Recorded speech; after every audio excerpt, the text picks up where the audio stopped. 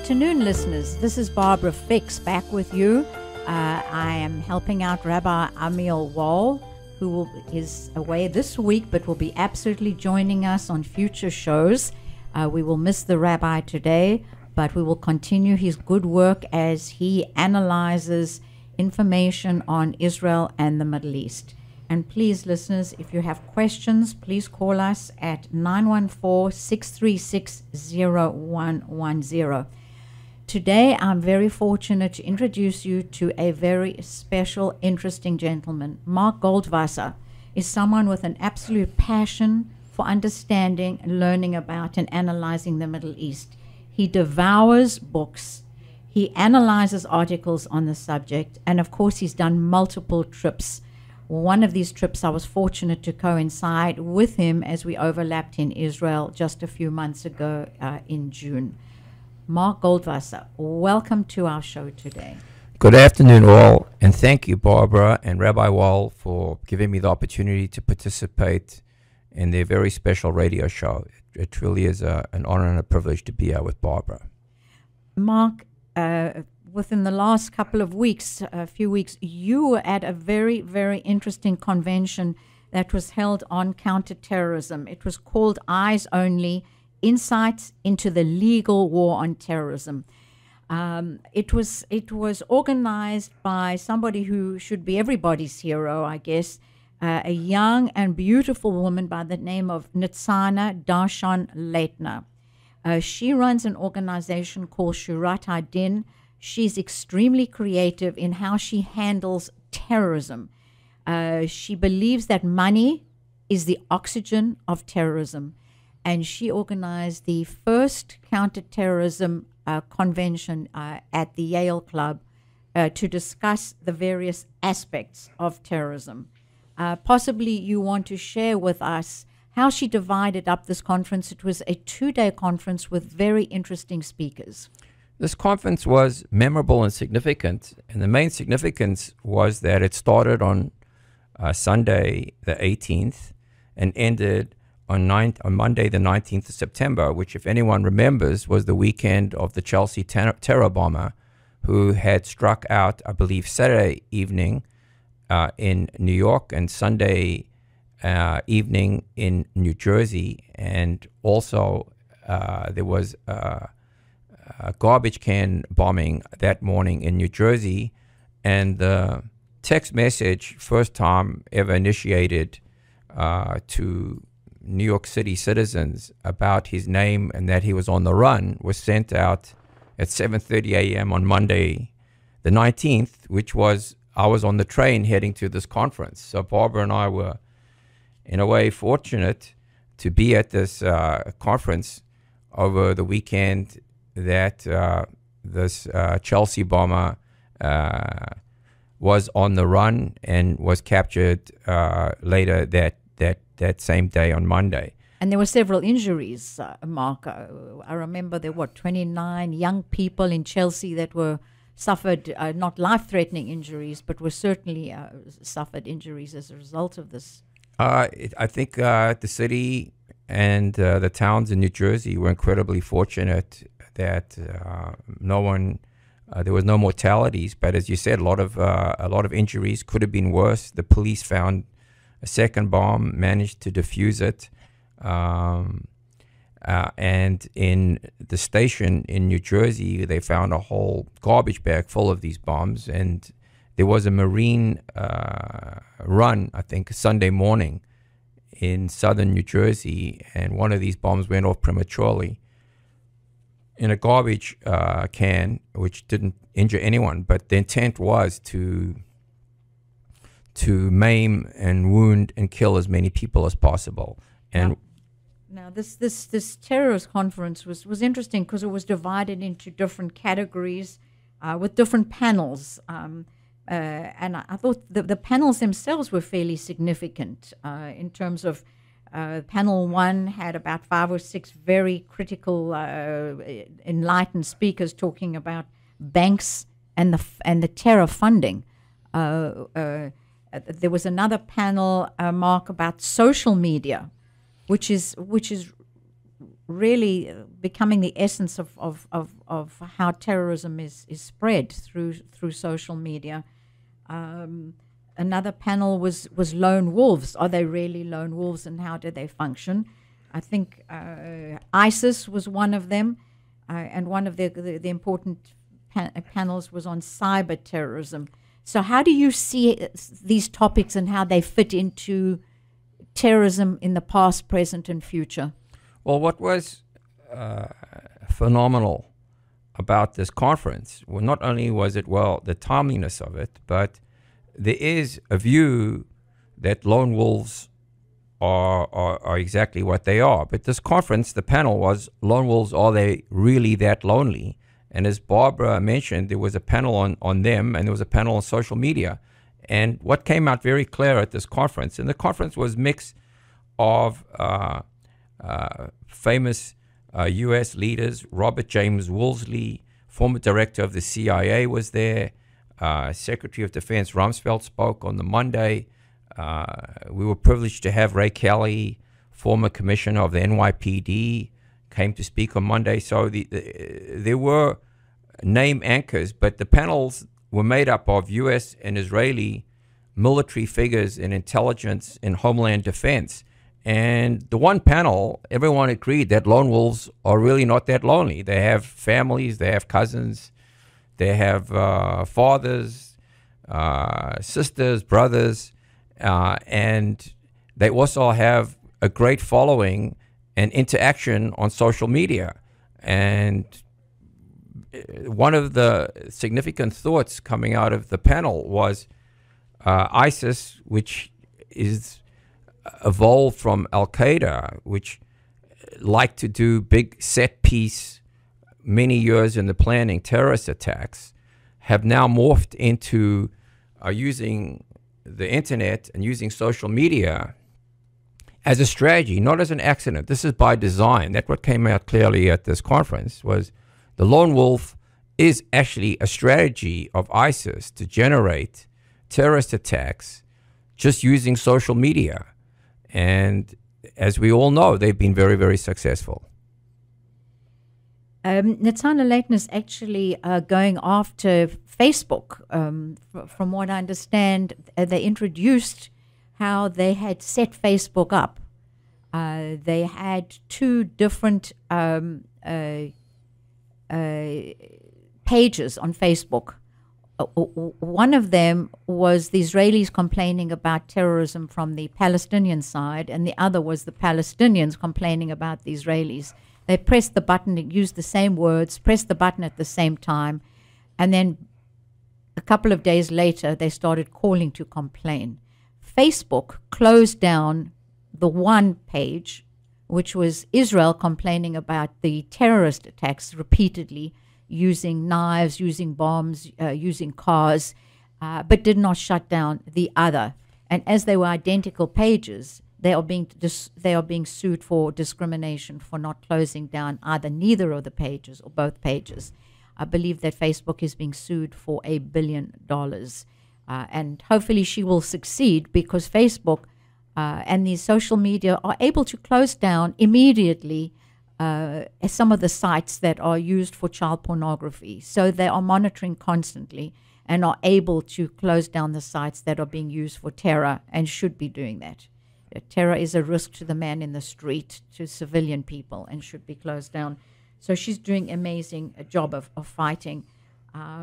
She's also fighting ISIS through the banks, and that was another point that came through, that the Arab banks are financing the money source for ISIS. Gets millions of dollars through from oil, and how is that money being used? It is going through the banks, and she's using legal loopholes from using the Patriot Act and the Canadian Anti-Terrorism Act, which is fantastic. I think we can't underestimate what Barbara just said. The one panel discussion was they had set up a website. This is the foundation, Shurat HaDin. One was to kill Palestinians, and one was to kill Jews. And they just kept turning on the volume. how to kill a Palestinian, how to kill a Jew, what weapons to use, how to sharpen your knife, what poisons to put on your knife, how to make the bonds, how to throw stones, etc., etc. And at some point in time, there were a lot of complaints about the so-called Jewish website, How to Kill Palestinians, and Facebook shut it down. But nobody bothered to shut down the Palestinian one. This is a very interesting topic, terrorism, for both of us, Mark. We're going to take a break now, and we will be back to continue with our discussion about terrorism and counterterrorism in the conference. Thank you.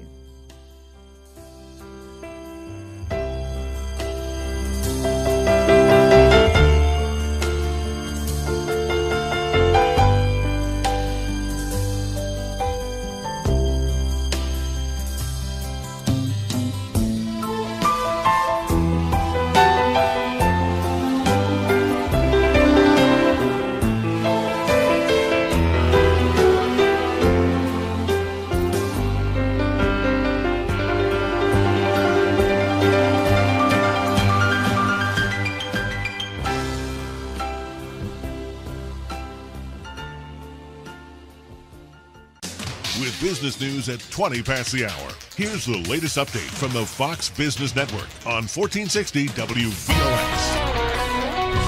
From the Fox Business Network, industrial production rose a little in September, 0.1%. The increase was led by more production of construction supplies. Slow global growth has hurt companies in the U.S. when it comes to selling exports.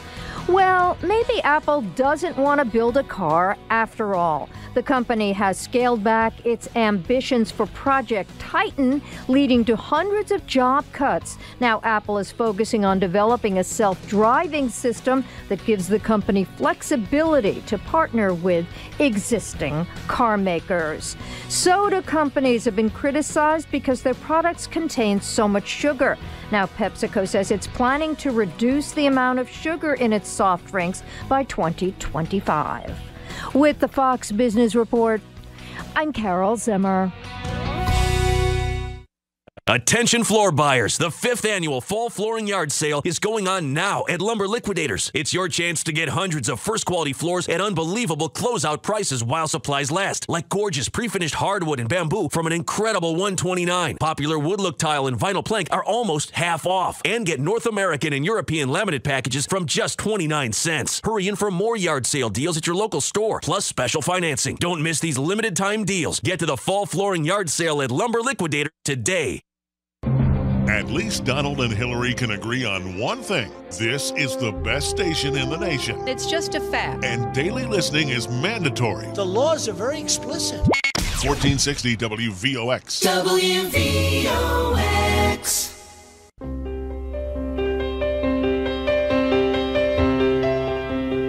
Hello, listeners. It's Barbara Fix back on the show with a wonderful guest. I'm here with Mark Goldwasser, a very knowledgeable person. Rabbi Wall will join us next week. And in the meanwhile, we were discussing a very interesting conference on counterterrorism, Mark. We took a break, and I'd love you to continue with your thoughts about the importance of counterterrorism and how we're moving forward with that. Well, as we just discussed, the problem has now moved to the internet and social media. So Israeli security forces have developed a cyber capability to find that pixel that's out of line on the internet by mining the social media, the websites, the text messages, looking and studying every picture, trying to find the terrorist. And the Israeli security, military are always very humble, and they don't like to talk too much about what they're doing and how material and significant the efforts are. But one of the generals retired at this conference basically said Israel has become a cyber superpower.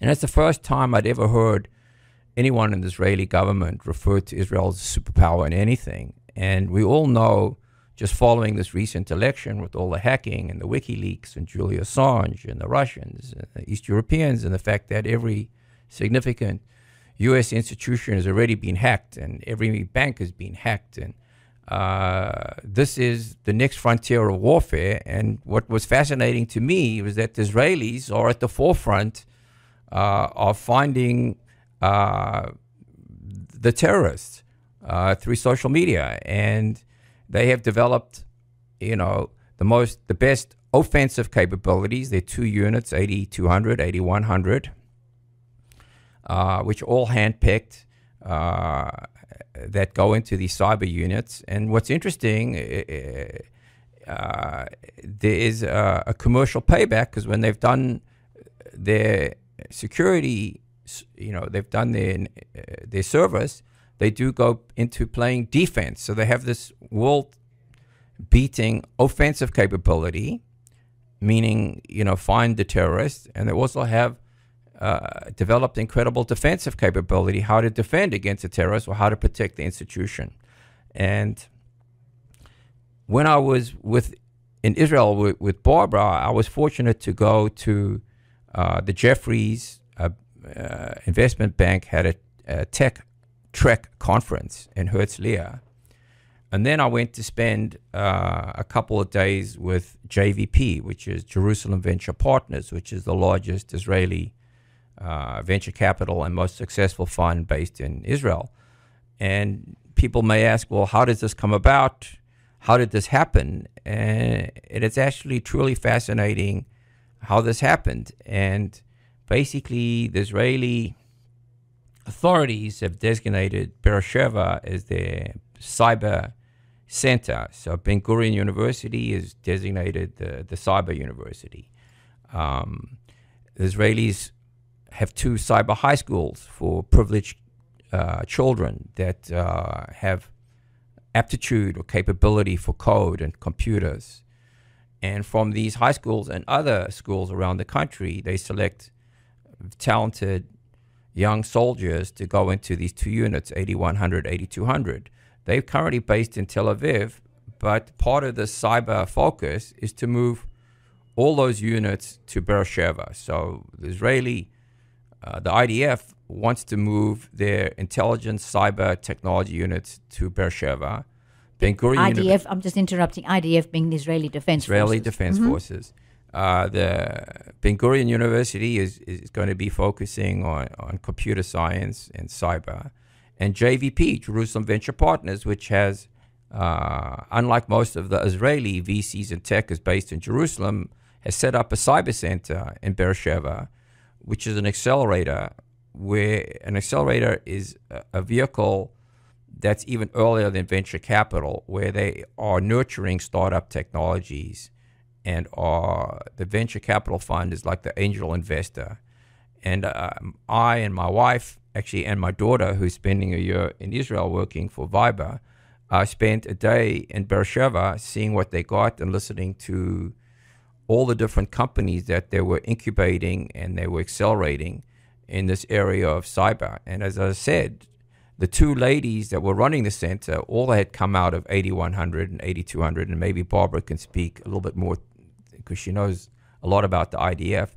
And they were our hosts and took us around, and we saw it real live happening in cyber. Right. Well, there was that famous book talking about Israel as the startup nation and what they've achieved. And one of the themes of that book, I think it was a couple of years ago, it was written, was how the discipline of the army, because everybody in Israel is obliged to serve in the Israeli army, whether they're serving in military units, in intelligence units, whatever the unit is, everybody has to serve, and this is men and women. And so the discipline of that has given rise very often to incredible inventions and discoveries, and the whole world seems to be interested. Mark, you were talking earlier about how China just had a. Do you want to share that with the audience? Yes, one of my associates, who's a fund manager and a tech analyst, his name is Lou Kerner. I think first traveled. Well, I think as a child went to Israel, but as an adult went there about 2 years ago, and in the 2 years has made 6 visits. The last visit was this month. He came back. He put out his first report, Why I'm Doubling Down on Israel. And his conclusion, and this was written about a year ago, was Israel technology, or VC, was Silicon Valley on steroids. But he just came back recently from Israel and it's just updated his report saying the ecosystem is very much alive and thriving. And he says 6 thoughts following my 6th trip to Israel, and why I'm doubling down on Israel is his theme. And he pointed out, was interesting, that while he was there in Israel, there was a China-Israel Innovation and Investment Summit. And this was the second one. The first one was in China. And the second one had, The what, second 1,000 people attending. 1,000 Yeah. executives. Fascinating from to China see and Tel Aviv. what Israel's doing. We're going to have to take another break. And then I actually want to switch the topic to Syria. You had a very interesting story to share about Syria. So we're going to take a break now, and we'll be back with you sharing a story of close to Mark Goldwasser's heart.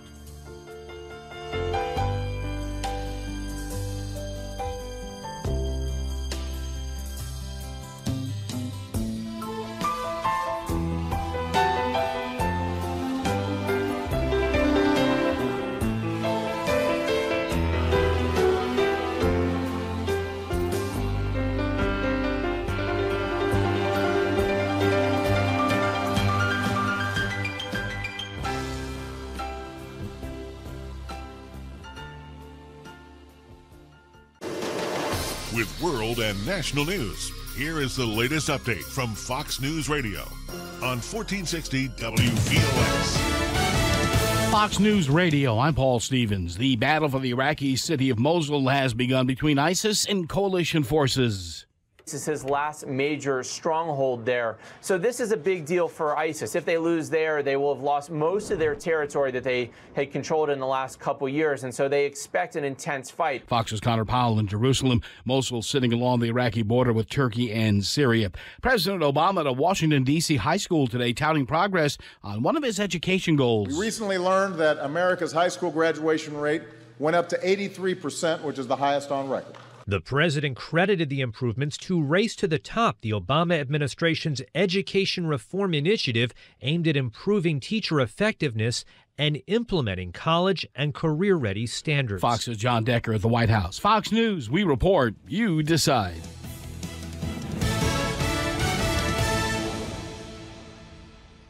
More services, more specialists, and more reasons to stay close to home. As a part of New York Presbyterian, Lawrence Hospital is making some changes. We're expanding our expertise in cardiology, orthopedics, sports medicine, urology, neurology, and cancer, bringing Westchester patients closer to the quality of care at New York's #1 hospital, New York Presbyterian Lawrence Hospital. We're ready to spread the news. Visit nyp.org/Lawrence to learn more. Hi, my name is Jen Graziano, and I'd like to take a moment to tell you about one of my family's funeral homes, Zion Memorial Chapel. Zion Memorial Chapel is Westchester County's only independently owned, exclusive Jewish funeral home, and that makes all the difference to the families we serve. Our directors represent a team of compassionate, dignified professionals that work one-on-one with you to plan the final tribute to your loved one. The exceptional service we provide comes at a lower cost because we are independently owned. Unlike other area Jewish funeral homes, Zion stands alone and is dedicated solely to those of the Jewish faith. Whether you are looking to pre-plan and discuss the many options available to you, or if a death has occurred, Zion Memorial Chapel is the trusted name for Westchester's Jewish community in their hour of need. Visit us on the web at www.zionchapel.com to learn more about us, or call us at 914-381-1809. Our licensed funeral directors are on hand 7 days a week to meet one-on-one with you and walk you through every step of the process. We are Zion Memorial Chapel, a trusted name in Westchester County's Jewish community. Steve Pellettieri's Eye on Weather is brought to you on WVOX by Energy and the Indian Point Energy Center, right for New York. Forecast: Westchester County in the vicinity for this Monday. Mostly cloudy skies will continue. Our highs this afternoon will range into the upper 70s. Generally cloudy weather this evening. Overnight lows falling back into the lower 60s. On Tuesday, plenty of sunshine, near record warm. Temperatures, our highs will climb into the lower 80s. On Wednesday, mostly sunny. Once again, lower 80s, partly sunny. Middle 70s on Thursday. Cloudy skies. Much cooler on Friday. Highs into the upper 60s. I'm Steve Polidori, Junior reporting for 1460 WVOX. Teresa Motko is a senior systems engineer at Indian Point Energy Center. I live with my husband Rich and our 2 kids, less than 4 miles from Indian Point. So when people talk about safety, it really is a personal issue to me. I think it's important to understand how rigorous the safety culture is at Indian Point. My engineering team trains constantly, and inspectors from the Nuclear Regulatory Commission are on site at all times, overseeing our operations. Indian Point has also invested over $1 billion in upgrades and strengthened safety equipment and backup systems. And every day, my team and I make sure that these layers upon layers of safety and security at Indian Point are as strong as they can be. Nearly 1,000 people like Teresa work at Indian Point, and safety is their single most important mission. Learn more about the plant that generates about 25% of the power used in the city and Westchester each year at rightfornewyork.com. Bob Marone in the morning, Fred Dicker in the afternoon, and so much more in between. We're the station where so many different voices are heard every day. 1460 WVOX.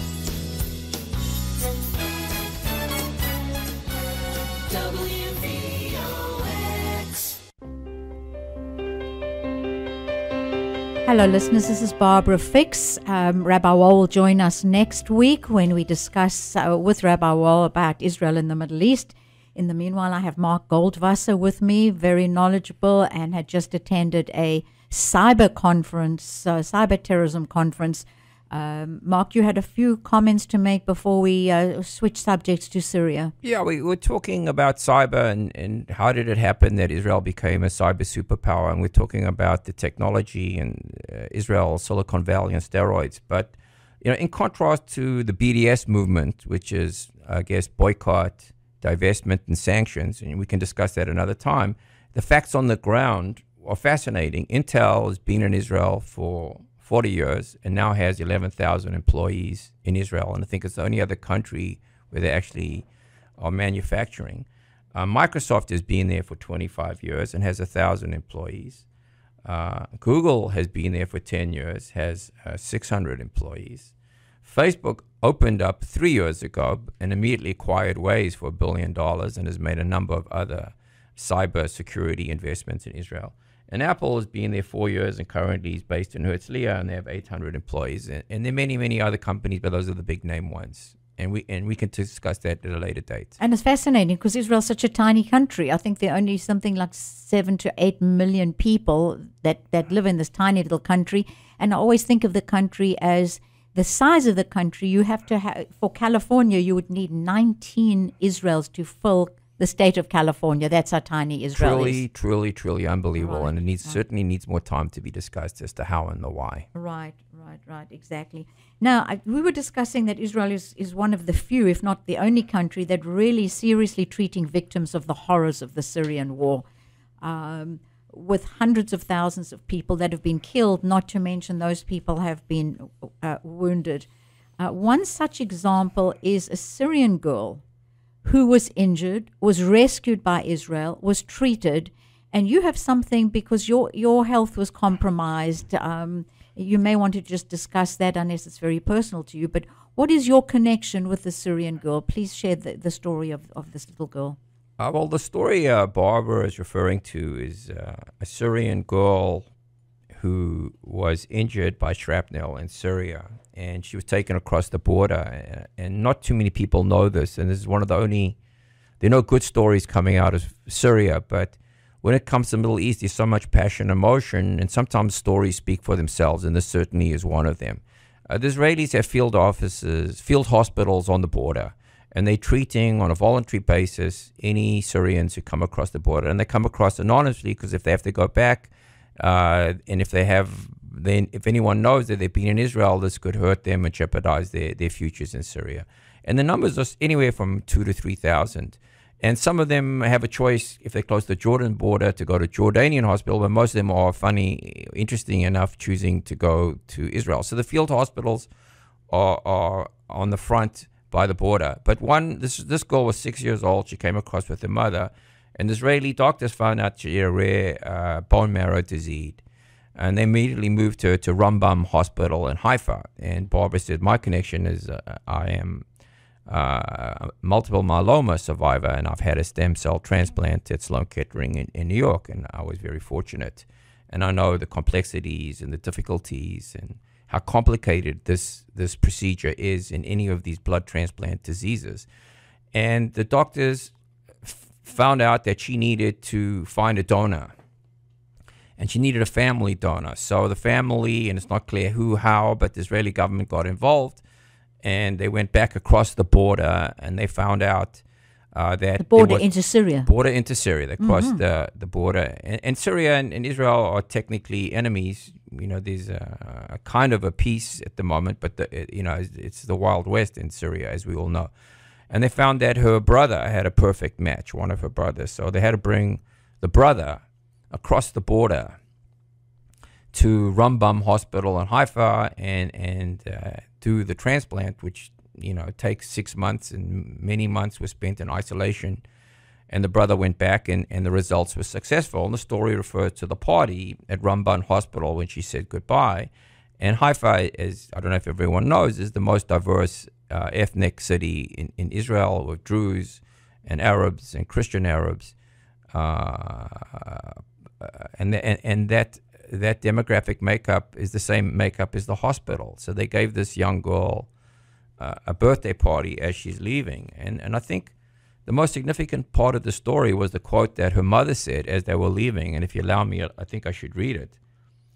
As they were giving the party goodbye. As she's going back to Syria. As she's going back. After the parting messages, some were painstakingly read in Arabic by Jewish doctors and nurses, the mother asked to read her own thank you wishes.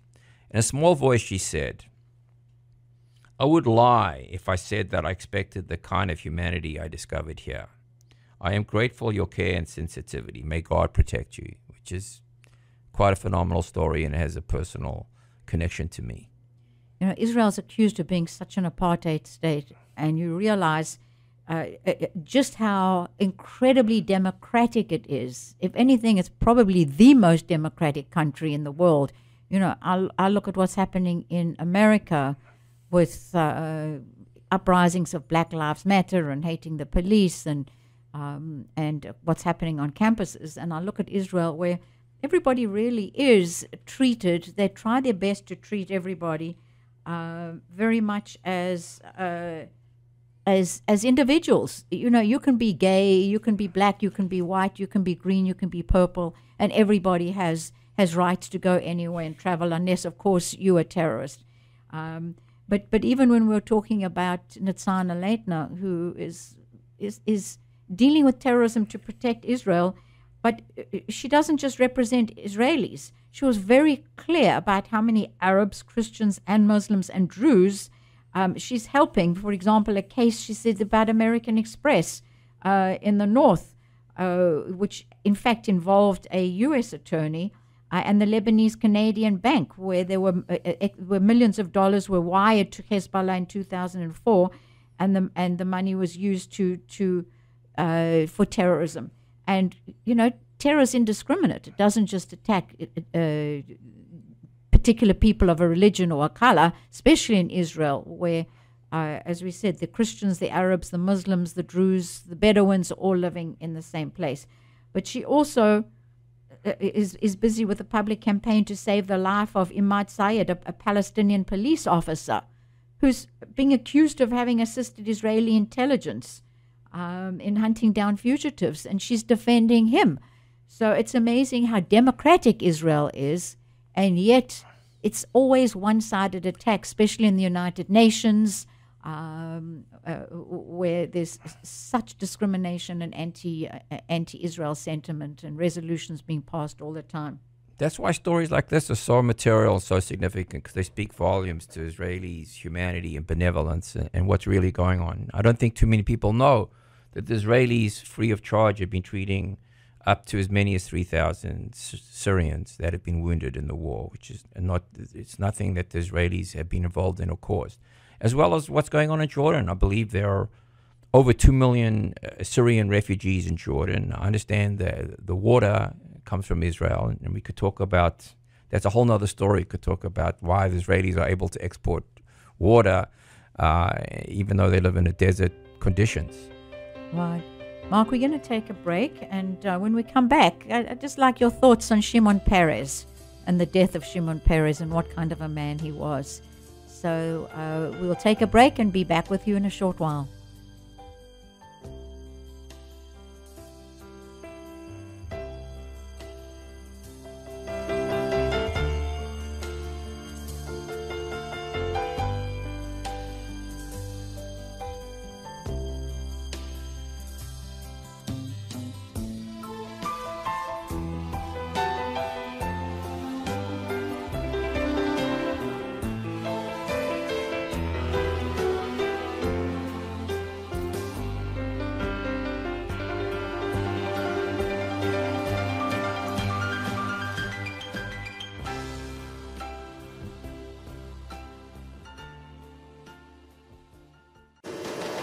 With world and national news, here is the latest update from Fox News Radio on 1460 WVOX.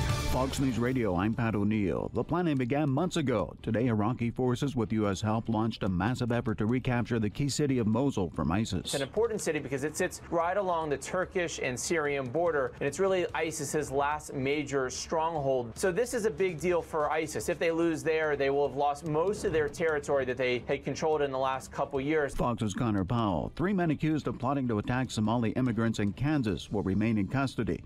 Prosecutors claim the men are part of an anti-government, anti-Muslim group. Kids who love basketball shouldn't focus on that sport alone until at least age 14, the finding in a new NBA and USA basketball report. It was found that athletes who have the most success play multiple sports at a young age and don't focus on one sport until late in adolescence. Fox's Jared Max. That report based on research and experience of medical experts and coaches. Fox News. We report, you decide.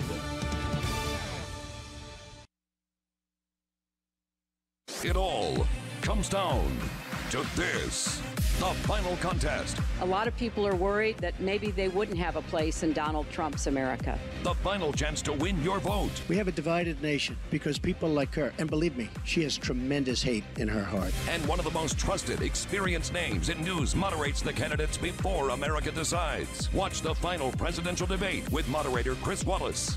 Wednesday on Fox News Channel, America's election headquarters. We're mixing business with politics to give you the bigger picture on Fox Business Network, featuring dynamic political programming that has more people tuning in than ever before. Special reports from the team viewers trust: Bartiromo, Regan, Dobbs, and Cavuto. And from the debates right up to the election, expert insight and smart analysis you won't find anywhere else. For political coverage that's on the money, it's got to be Fox Business Network. Be sure to listen to WVOX Local News early mornings on Good Morning Westchester, brought to you exclusively by Trustco Bank. Need a mortgage? Think Trustco Bank for great savings with no PMI, no tax escrow, and no broker's fees. For more details, go to trustcobank.com. Trustco Bank, your hometown bank. Member FDIC, Equal Housing Lender. Every Monday, Wednesday, and Friday at 5 after 8 in the morning, we invite you to listen to Wartburg Moment, where in 60 seconds you can hear what Wartburg Senior Care can offer. And Wartburg Senior Care offers a great deal. Wartburg Moment is simply a way to briefly tell you what a great difference a community of hope and of healing can make in one's life. Wartburg Moment will bring you information on compassionate senior care, independent living, and integrated senior care services. You will hear in these weekly moments all about Meadowview Assistant Living and, of course, spiritual care. You will learn that senior living at Wartburg in their beautiful landscape grounds is quite wonderful. You'll hear about Wartburg's great care offered at their award-winning nursing home and new rehabilitation center. So listen every Monday, Wednesday, and Friday at 5 after 8 in the morning to Wartburg's Moment and hear what you really need to know about Wartburg Senior Care. It's 60 seconds well worth listening to. Westchester's last remaining local community station. This is the one and only 1460 WVOX. WVOX.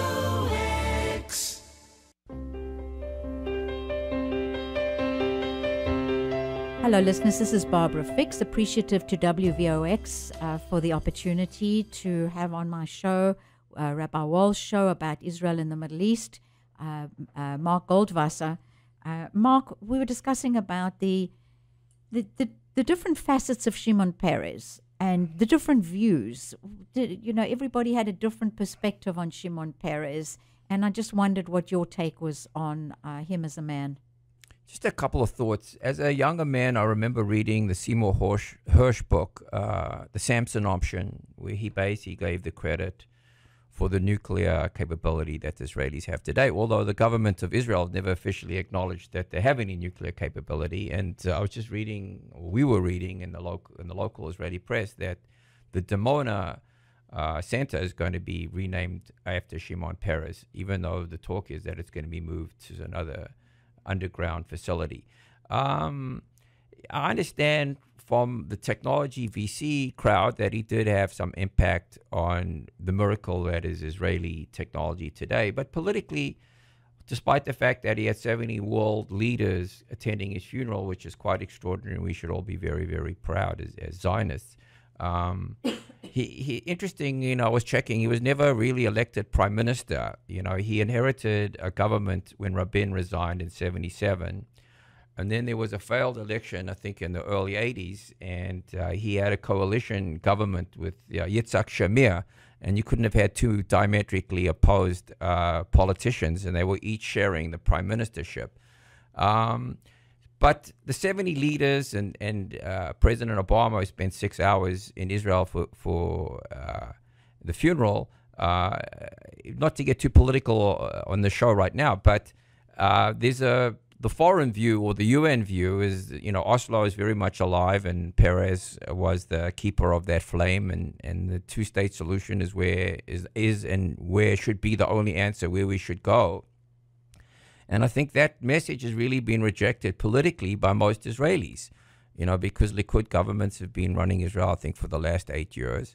And I don't think any Israelis believe right now that the two-state solution is the solution. But, you can chime in, Barbara.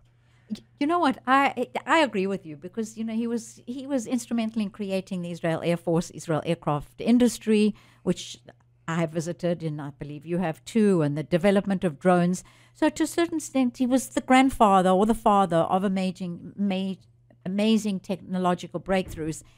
But in terms of his philosophy, in terms of peace in the region, my view is, until the Arabs themselves want peace, until the Palestinians decide they want to renounce terror, they want to recognize Israel, they want to be partners for peace and not have a one-state solution, the two-state solution is clearly off the table and dead, because it's just a non-starter. But while we're talking about different perspectives, Mark, I was thinking, as we're going to have a change of presidents, how things have looked from the perspective of the world. Israel's view of the world, America's view of the world, and what's happened in the last 8 years. It's been a remarkable, different impact. And I just wondered, when we look around at Egypt and Syria and Russia and China and Libya and Saudi Arabia and Yemen and Iran and North Korea and how do you perceive what has happened in the last 8 years? Well, it's interesting. There was, I think, an old play and an old movie called A Funny Thing Happened on the Way to the Forum. And if you compare, Obama foreign policy to Bibi's foreign policy, despite the fact he's demonized by the UN and by most American Jews, and certainly by the world, he's been very, very successful for Israel. Meaning, the American-Russian reset, led by Hillary Clinton and Joe Biden and Kerry, I think everyone, I don't have to argue, would agree that it's been a total failure. American red lines in Syria have been, violated to an extremely, leading to the situation which we had discussed earlier, the tragic situation in Syria. But if you compare the Israeli-Russian relationship, it's actually a working relationship. That doesn't mean Israelis love or like the Russians, but the Israelis have specific agenda in Syria. They have Hezbollah as their enemy, and they want to prevent arms transfers from Iran or from the Syrian government to Hezbollah, and they are fiercely protecting that agenda with the use of force. So Israeli red lines are being respected by the Russians, by the Iranians, by the Syrian government, and by Hezbollah, and they have a very good working relationship with the Russians. Contrast that to, let's say, the pivot to Asia. I think the U.S. pivot to Asia is a failure, with the accusations of Chinese hacking everything, not paying royalties, no fair trade, and building settlements all over the South China Seas.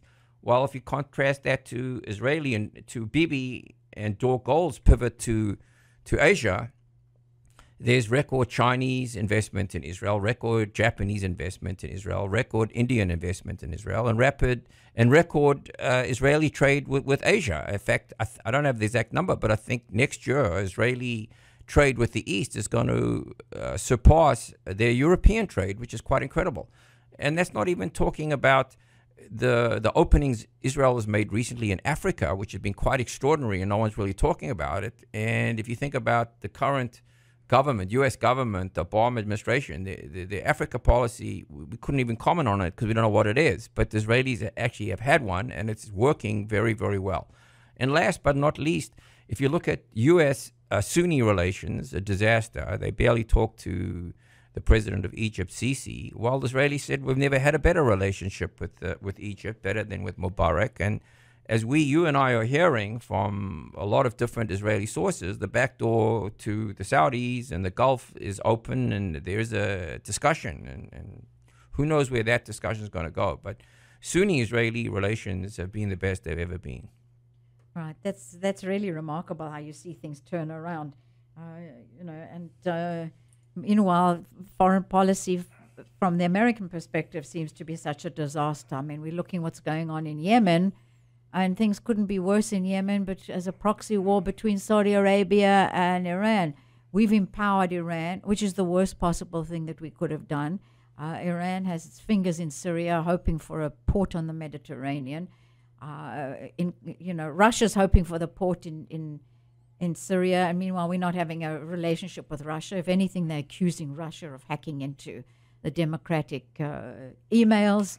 I mean, it looks like foreign policy in the United States of America is in shambles, whereas, as you said, Israel is looking pretty good. I mean, the so-called Arab Spring, I don't know what your view of about the so-called Arab Spring, but to me it looks like nothing has come out of it that's any good. If anything, the Egypt connection with Obama was through the terrorist organization, the Muslim Brotherhood, and Morsi, and the relationship between al-Sisi and Egypt. And Egypt is one of the largest populations of Muslims. I mean, it's just strategically where Egypt sits is critical, and you would have thought that the American president would have had certainly more wisdom than he's had in how he's handled.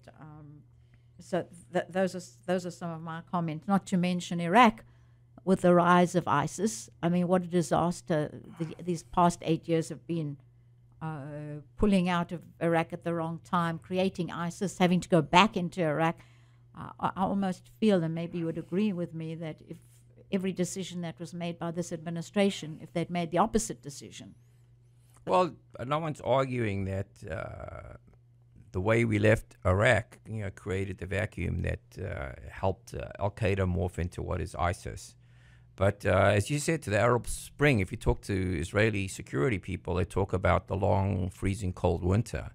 And just coming back to what we were saying about Bibi, I don't think the world has given him enough credit for the job he's done for his own people. He's got one of the most difficult jobs that any president or prime minister has in the world, and he's threaded the needle as well as anyone can.